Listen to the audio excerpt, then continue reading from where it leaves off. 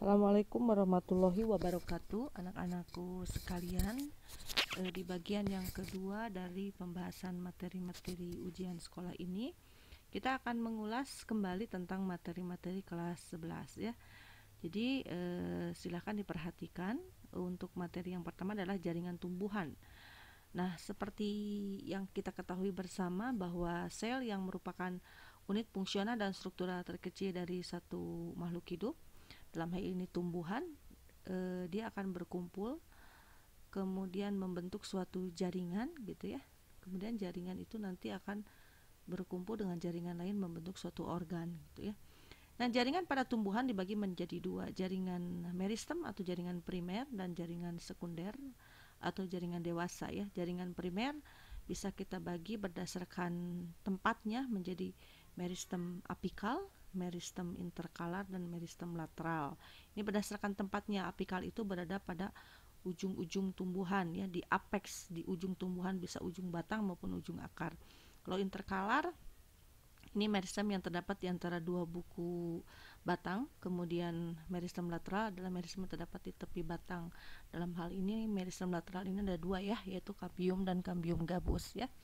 Kemudian jaringan berikutnya adalah jaringan sekunder atau jaringan dewasa yang terdiri dari jaringan epidermis, jaringan angkut, jaringan penyokong, dan jaringan gabus, yang setiap jaringan ini dia memiliki fungsinya masing-masing. Kita lihat ya di sini.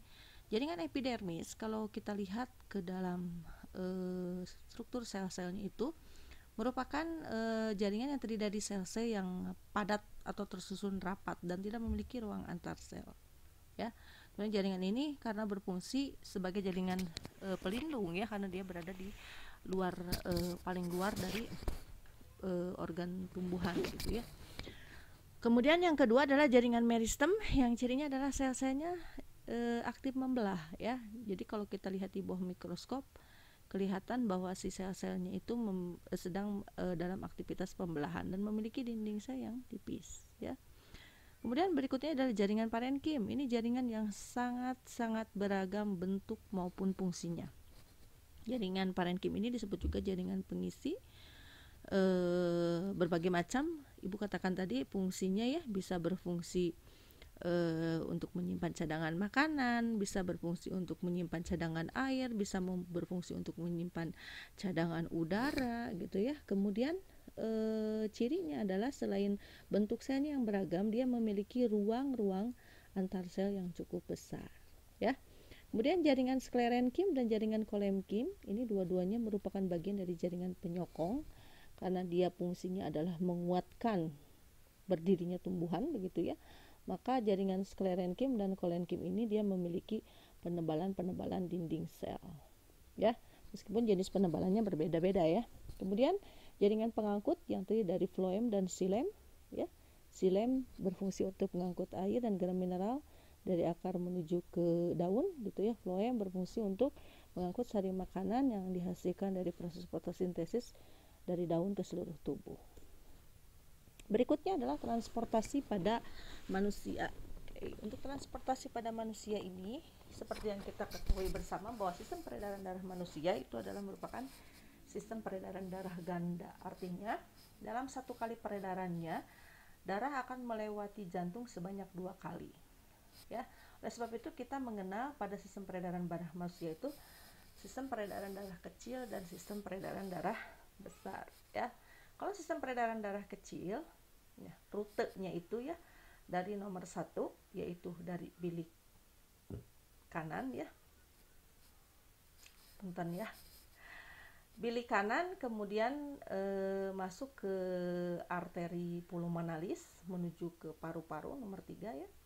Kemudian dari paru-paru nanti si darah akan kembali lagi ke dalam jantung, yaitu ke dalam serambi kiri gitu ya, melewati vena pulmonalis. Jadi jalurnya sekali lagi ventrikel kanan atau bilik kanan, kemudian arteri pulmonalis, pulmo atau paru-paru, kemudian vena pulmonalis, kembali lagi ke jantung, yaitu ke serambi kiri.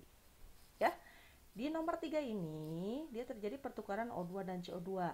Ya, jadi darah yang dibawa oleh pembuluh arteri pulmonalis itu sangat kaya karbon dioksida.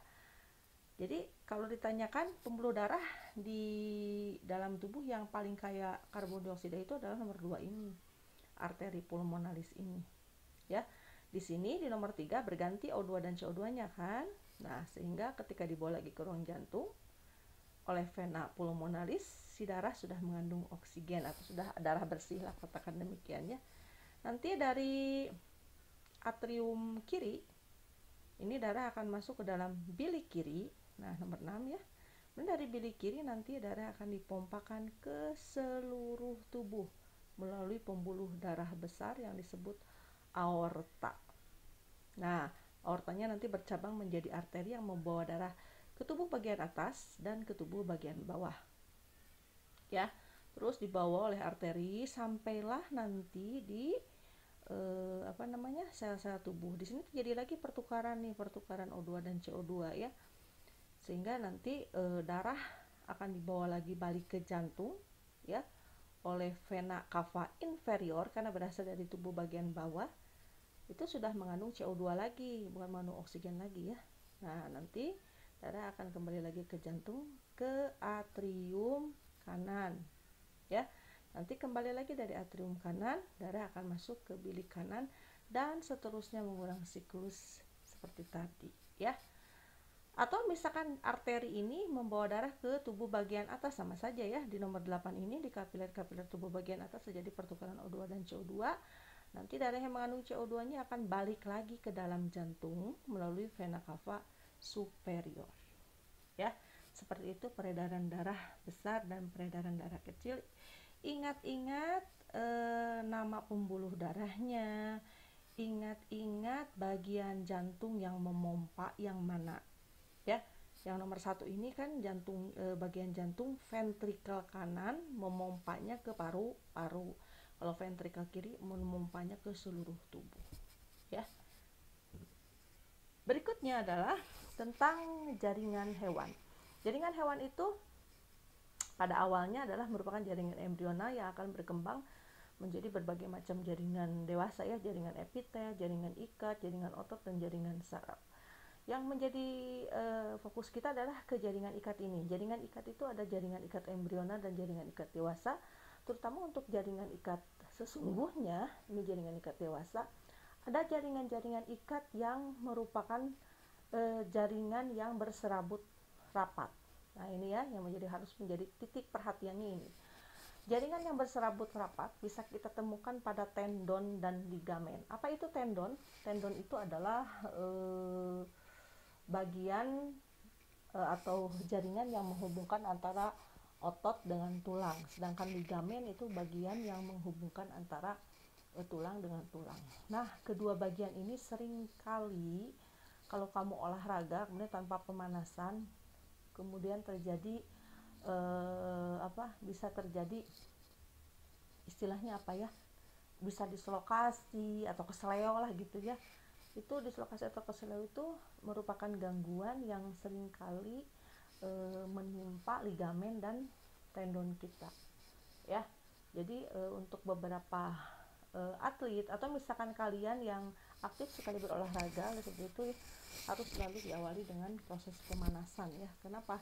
Karena supaya serabut-serabut jaringan ikat yang menghubungkan tulang dan otot atau tendon ya, atau serabut-serabut yang menghubungkan tulang dengan tulang atau ligamennya itu tetap berada dalam kondisi baik, tidak terjadi hal-hal yang tidak diinginkan seperti tadi dislokasi atau kesleo ya. Berikutnya adalah tentang proses pembentukan urin. Pembentukan urin itu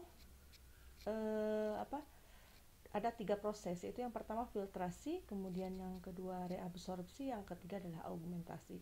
Nah, filtrasi ini terjadi pada bagian yang disebut glomerulus, itu menghasilkan urin primer.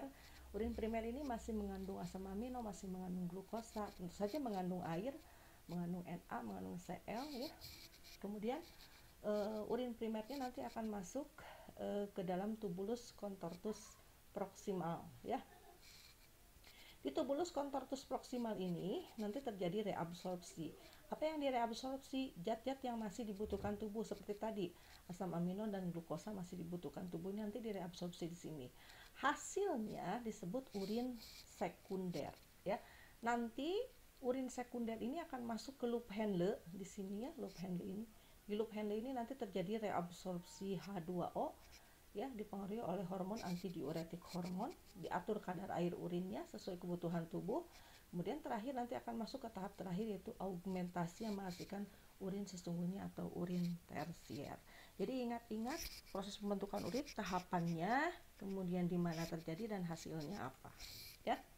Oke anak-anak, untuk materi kelas 11 cukup di situ. Silakan kalian pahami lagi. Jangan lupa tekanan-tekanan materinya ya yang tadi Ibu jelaskan. Terima kasih atas perhatiannya. Wabillahi taufiq wal hidayah. Wassalamualaikum warahmatullahi wabarakatuh.